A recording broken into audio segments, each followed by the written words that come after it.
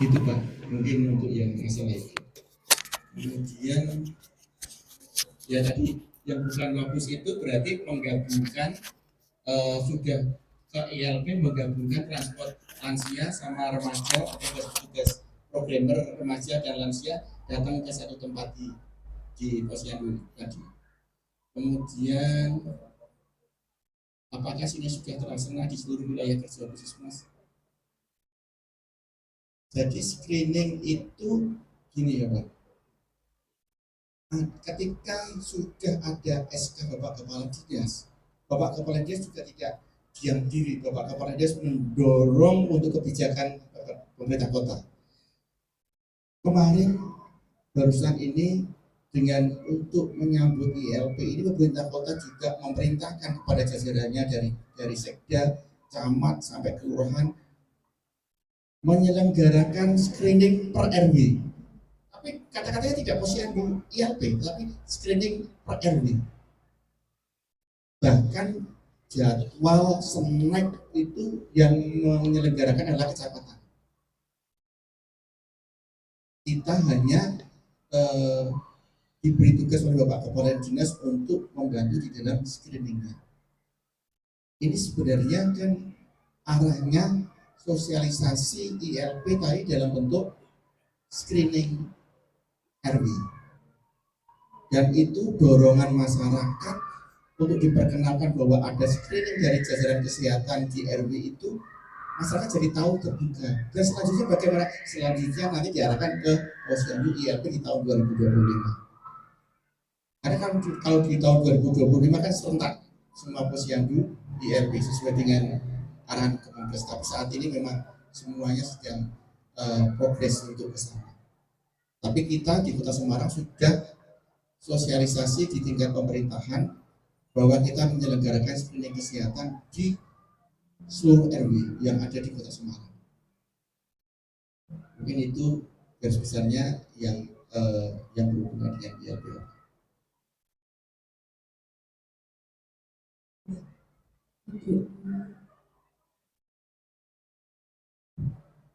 Mungkin tadi Kepala Puskesmas Gunung Pati, perkenalkan nama saya Sari Hasuna Pratiwi, staf Puskesmas Kolektif.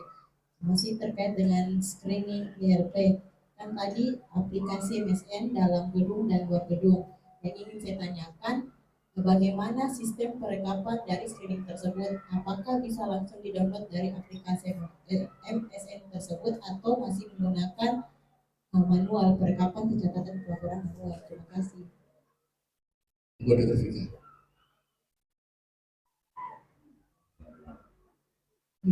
Izin menjawab. Untuk rekapannya bisa di-download di riwayat untuk yang luar gedung misalnya. Nah, coba mas, kan ada di dashboard sudah kelihatan untuk rekapnya. Terus untuk masing-masing lokasi juga bisa kita lihat di riwayatnya itu. Nah, itu ada laporan juga. Nah, itu laporan-laporannya bisa di-download di situ. Nanti bisa disortir seperti itu. Bisa diekspor nanti dalam bentuk Excel. Nah, untuk rekapannya seperti itu. Yang di Simbus pun juga sama. Yang masih dalam pengembangan itu untuk riwayat MSN memang tidak bisa langsung diekspor, yang bisa mengekspor dari TKK, tapi masih dalam pengembangan untuk yang MSN dalam gedung. Tapi untuk yang luar gedung sudah bisa untuk langsung di-download datanya, diekspor sesuai misal tanggal berapa, data kegiatan tanggal berapa, kayak gitu, pasiennya siapa aja, hasilnya yang diisikan di kuesioner apa, itu sudah. Mungkin tadi saya izin menambahkan pertanyaan Bapak yang tadi paket ILP itu memang untuk kita kan tidak ada paket untuk ILP karena dia merupakan screening yang mendahului sebelum dia melakukan pemeriksaan. Jadi nanti setelah itu pemeriksaannya akan tergantung dari sesuai dengan keluhannya gitu. Untuk pemeriksaan sendiri kalau di Kota Semarang kita kan ada beberapa program, jadi memang ada yang tercover. Misalnya seperti gula darah, trigliserid dan kolesterol itu sudah program Kota Semarang untuk pandu PTM penyakit tidak menular, jadi memang gratis untuk KTP Kota Semarang. Terus dengan menggunakan darah vena, jadi di dalam gedung itu misalkan dia lansia belum pernah dilakukan cek gula, kolesterol dan lain-lain, itu akan otomatis kita screening untuk pandu GTM itu, dan itu gratis. Seperti itu. Nanti untuk kegiatan yang lain, misalkan ada risiko misalnya hubungan seksual di luar atau perilaku beresiko lain, kita juga ada screening. HIV itu juga free untuk triple eliminasi, sifilis dan BSA itu juga bisa. Gitu. Mungkin itu ternyata dia agak lumut ya, tapi bisa sih, ya bisa diekspor ke Excel juga. Ya, terima kasih. Assalamualaikum warahmatullahi wabarakatuh.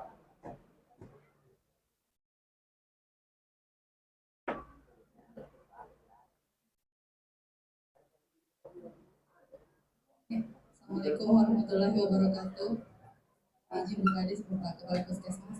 Nama saya Kiki Novayanti Yunus dari Puskesmas Liupan Tukapiring, dari Puskesmas Kepulauan juga. Izin bertanya kepada Ibu Kader, yang saya tanyakan mungkin apa motivasi Ibu sehingga mau bekerja dengan ikhlas, mau bekerja dengan teman-teman kader di Posyandu, mungkin bisa saya sampaikan juga ke teman-teman kader yang ada di wilayah kerja Puskesmas Liupan Tukapiring.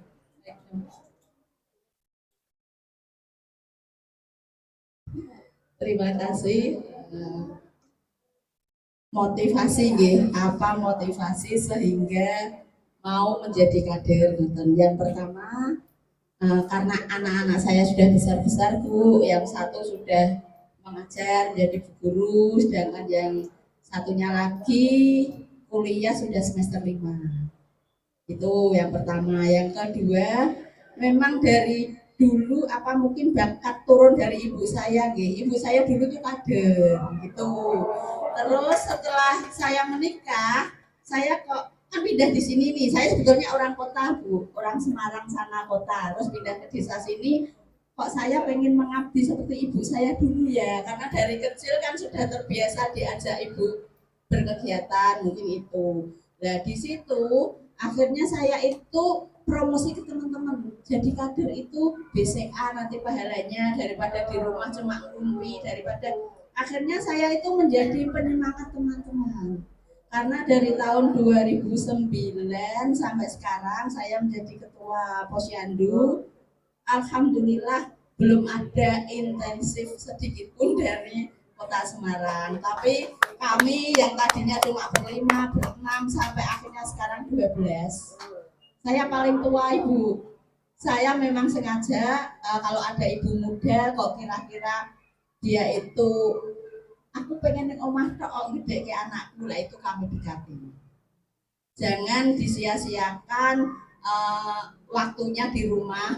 Walaupun cuma ngomong anak, Posyandu jadi kader adalah kegiatan yang mulia. Mungkin satu itu, yang kedua memotivasi dengan merangkul tokoh masyarakat dan tokoh agama. Karena apa? Di setiap kegiatan kami selalu disinggung. Loh, jadi kader tuh enak loh, bisa gini. Karena Bu RT, Pak RT, Pak Lurah itu pun selalu kita nggak pengen punya gaji gitu. Tapi selalu di depan masyarakat tuh kita selalu dibangga-banggakan, itu pun kita juga sudah senang. Karena apa? Kalau orang Jawa merasa diuwongke, walaupun tidak ada gajinya, tapi kami selalu, contohnya Dokter Amir, terima kasih Bu Kader, kita diberi ucapan terima kasih pun kita tuh sudah merasa alhamdulillah, kami juga ya. Mungkin resep-resepnya itu Bapak Ibu, jadi kami sebagai kader itu intinya semua orang butuh materi, tapi rasa gimana ya kita diuangke atau kita dihargai itu yang lebih penting. Jadi harapan kami Bapak Ibu semua di sini kan kepala Posyandu, intinya pejabat-pejabat semua, monggo mulai sekarang kita sebagai kader itu cuma diuangke, dibeli terima kasih Bu Kader, selamat bertugas Bu Kader, itu kami rasanya sudah senang. Ya mungkin itu dari cara mungkin pemimpin wilayah kami yang selalu memberi. Ini pun cara Jawa itu diuangke itu itu apa namanya kalau bahasa Indonesia, dihargai ya, dihargai itu kami sudah senang, intinya itu. Jadi motivasi kami jadi kader adalah satu, tenaga kami bermanfaat untuk orang lain. Yang kedua, kesehatan masyarakat yang ada di sekitar kita itu bisa terkendali dengan adanya kader. Contohnya ada lansia yang biasanya kalau di rumah anaknya tuh curhatnya gini, Bu, ibuku itu susah kalau di rumah disuruh gosok gigi gini lah. Kami sebagai kader itu kalau kunjungan rumah memberi motivasi gini itu dipercaya Ibu. Jadi dipercaya oleh masyarakat. Tapi biasanya anak-anak itu curhatnya ke kami, Bu, tolong di rumah saya, ibu saya tuh makemnya darahnya tinggi tapi makemnya asin-asin, susah sekali lah. Kami tuh merasa ya Allah ternyata jadi kader itu juga dibutuhkan orang banyak. Mungkin dari itu akhirnya sampai sekarang saya juga memotivasi teman-teman itu begitu. Jadi satu modalnya ikhlas dulu. Mungkin itu yang bisa saya sampaikan sebagai kader. Jangan mencari kader ini kudu dibayar kudu gini, enggak. Tapi dari ikhlas dulu, dari hati yang paling dalam ikhlas. Dan ilmu saya ini saya sampaikan begitu. Terima kasih atas waktunya. Wassalamualaikum warahmatullahi wabarakatuh.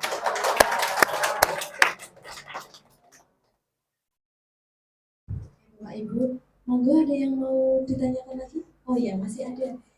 Masih di depan.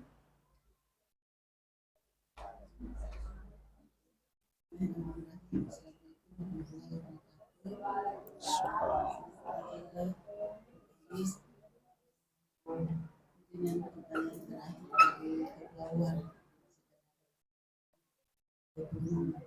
yang saya tanyakan bagaimana trik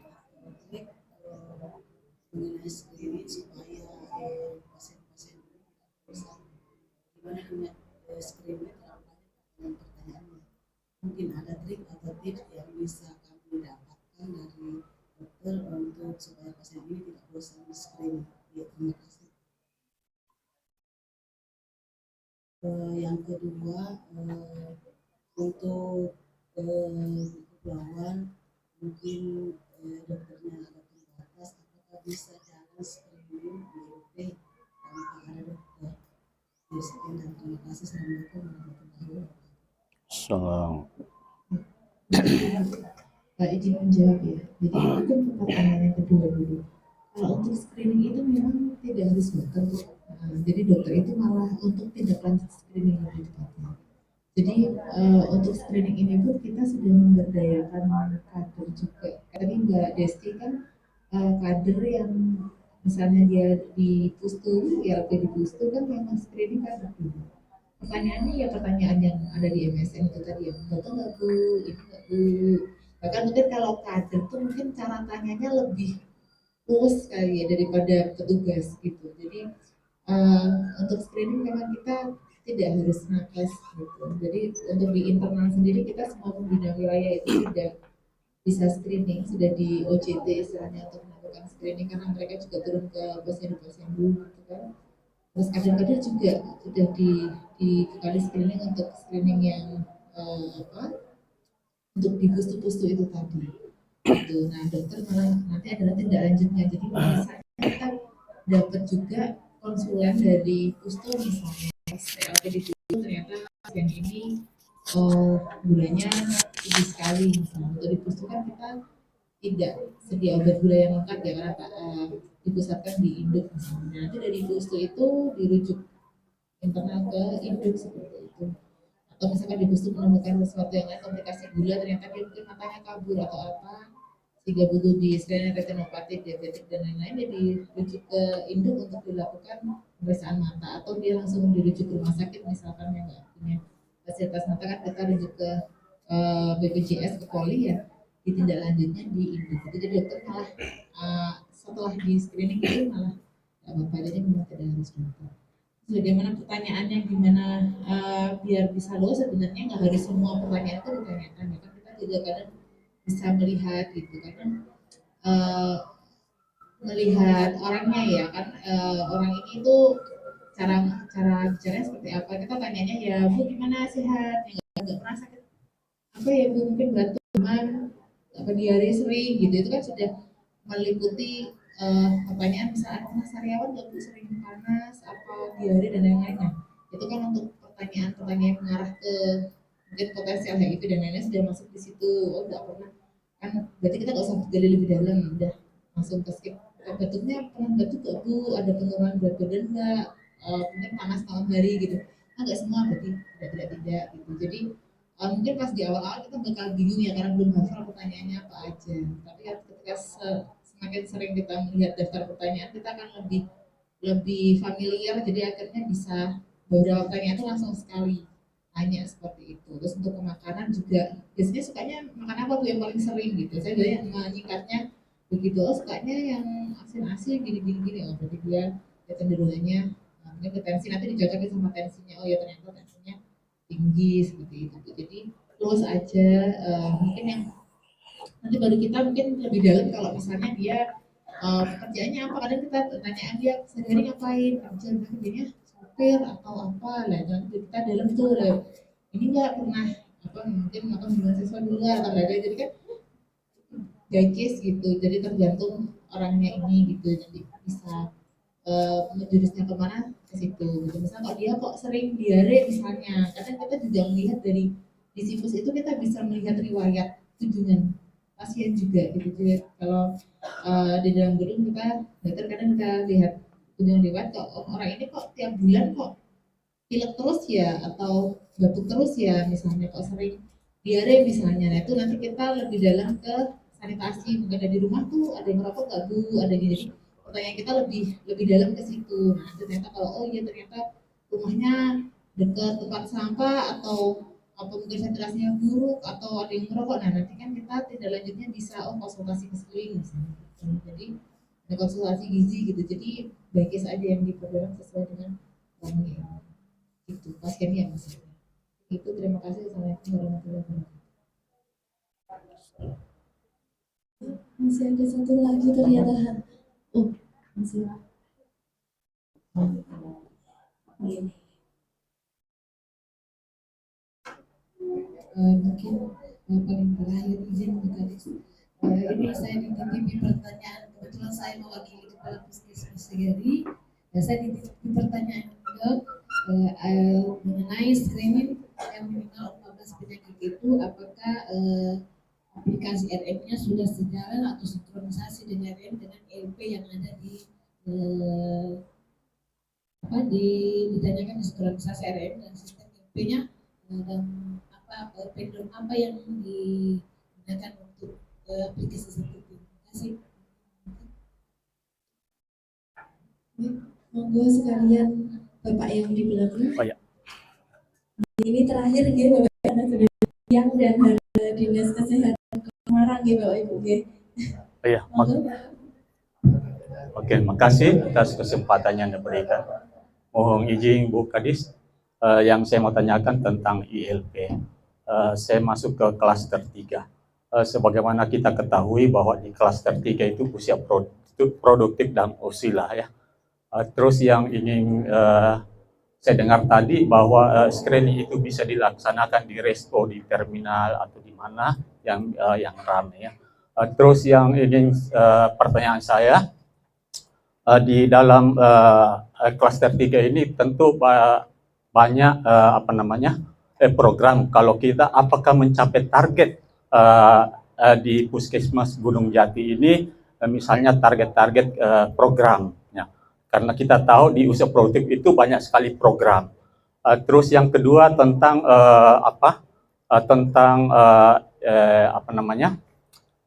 Monep ILP.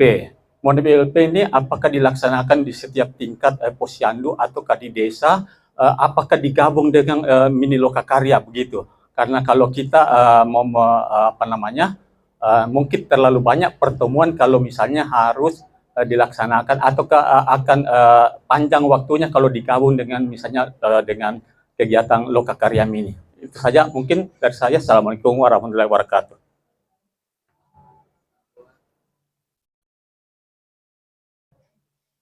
Izin aja ya, bisa saja dulu.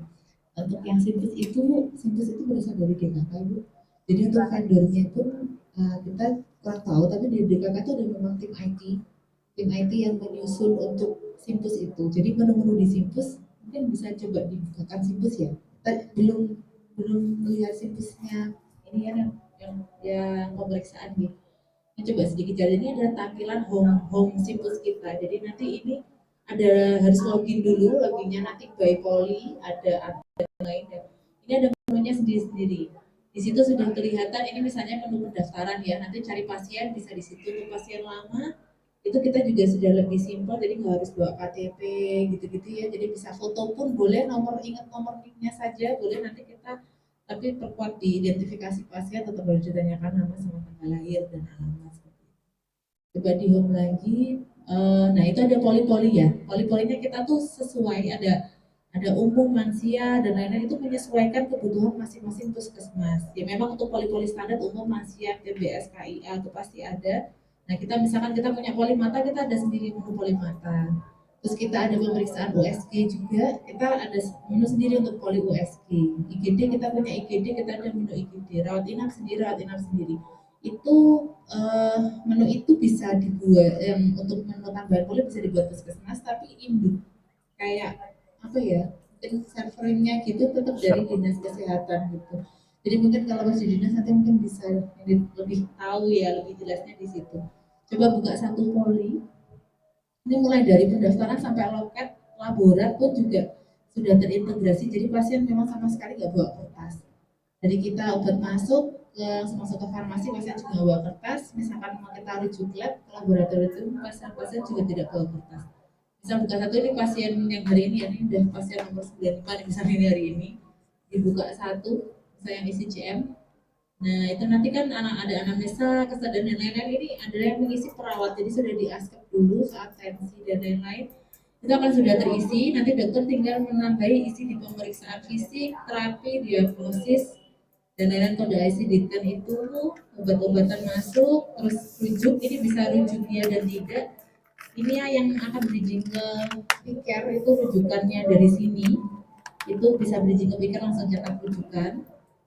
Terus bisa rujuk internal juga ke poli-poli yang lain seperti tadi ya dari MSN tadi ya. Jadi kalau saya ingat misalkan habis ini pasien mau periksa mata, periksa gigi, ya nanti data ini akan masuk ke poli yang kedua, poli gigi misalnya seperti itu.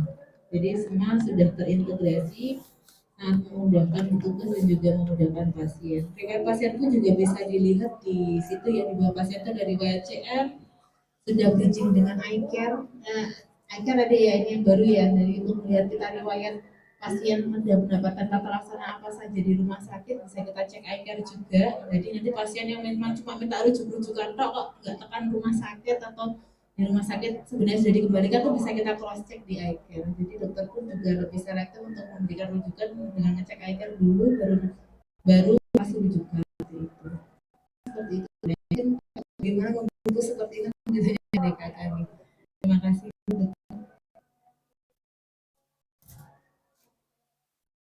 Yang nambahin memang paper itu ada di ya. Kemarin bulan kita mendapat sampel dari BPP, maka RME kita bridging di saya dari kemarin dicek ya bisa, karena yang dari teman kita ini bisa oleh ya tapi yang tadi yang pertanyaan yang juga Bapak tadi ya. Bapaknya Pak Arifun ya, mengenai Monet ILP apakah dilaksanakan secara berjenjang dari posyandu tingkat desa sampai ke puskesmas, dan bagaimana dengan di puskesmas apakah dilaksanakan bersamaan dengan Lokakarya Mini misalnya ataukah tersendiri? Evaluasinya ya. Kalau target kami memang memantaunya ini kita kan ada kegiatan pemenuhan target yang selalu dievaluasi oleh dinas kesehatan itu setiap bulan itu capaian SPM dan capaian PKP di setiap bulan. Kalau yang lain-lainnya aturannya sebenarnya kalau PKP itu setahun 2 kali, tapi kami itu setiap bulan.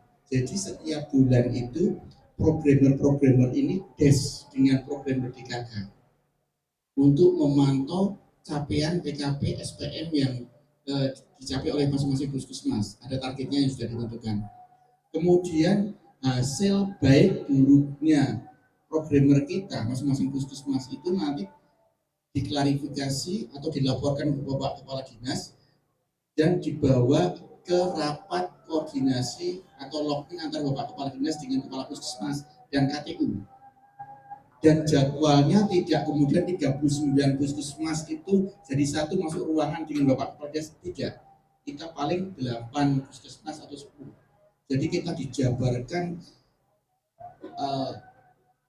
capaian kita mulai dari masing-masing bidang, SDK, Yankes, Kesmas, P2, dirinci mana yang kurang, mana yang sudah. Jadi Bapak Kepala Dinas tinggal muting aja Kepala Puskesmasnya. Tidak 39 rakor satu persatu kondisi Indonesia Raya gini-gini, Puskesmas A, B, udah. Bapak Kepala Dinas tidak seperti itu.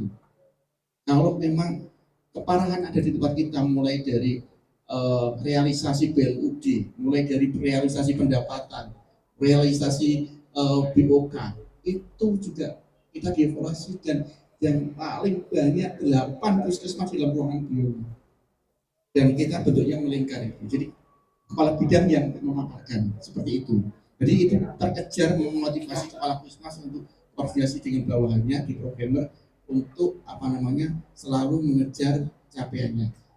Otomatis kita akan juga ketika kita ditekan, kita juga nekan, sama juga seperti itu. Itu yang terjadi di tempat kita. Dan alhamdulillah kita kemarin hijau semua ya Mbak. Hijau ini KTU kami hijau semua. Mulai hijau itu artinya melebihi target yang sudah ditentukan dari bidang Kesmas, bidang P2, kemudian capaian pendapatan, realisasi belanja, baik BUK maupun BLUD, kedisiplinan. Kedisiplinan itu juga menjadi Bapak Kepala Dinas itu membuat inovasi bahwa seluruh karyawan itu terpantau disiplin karena kita pakainya kan absensi dari Pemkot. Di situ sudah direkap oleh Dinas Kesehatan, bisa difeedbackkan per BNM. Artinya kalau kami Puskesmas Gunung Pati rapat dengan saya Bapak Kepala Dinas itu, Bapak Kepala Dinas menyampaikan Gunamu bulan ini ada 5 pegawai yang terlambat. Namanya A, B, C per BNM Bapak. Sampai sebegitu penekanannya. Jadi itu masuk ke PKP. Jadi PKP Dinas Kesehatan Kota Semarang banyak sekali dan dievaluasi setiap bulan oleh Pak Kepala Dinas langsung. Kemudian tadi disampaikan tentang tentang selain kinerja tadi apa? Tentang Monef ILP ya. Kami di tahun 2024 itu kan lokus ada yang Monef di lapangan. Penyediaannya itu ada snack makan, snack ya Mbak, snack makan dan transport petugas ya, tapi kader tidak ada transportnya. Itu kita selenggarakan. Tetapi kalau yang berkembangnya waktu di semuanya untuk persiapan ILP, kita di login kan dihadiri oleh pembina wilayah. Pembina wilayah biasanya melaporkan kegiatan itu. Selain login, kita punya event, kita punya rapat koordinasi UKM dan pembina wilayah. Pembina wilayah ada sendiri, ya. Kalau tidak memungkinkan, bukan kita main di grup. Itu Pak, jadi terpantau. Dan permasalahannya kalau memang tidak bisa diselesaikan oleh PJ, diangkat ke login, nanti ketemu Kepala Puskesmas dan KTU untuk penyelesaian permasalahan. Mungkin itu Bapak.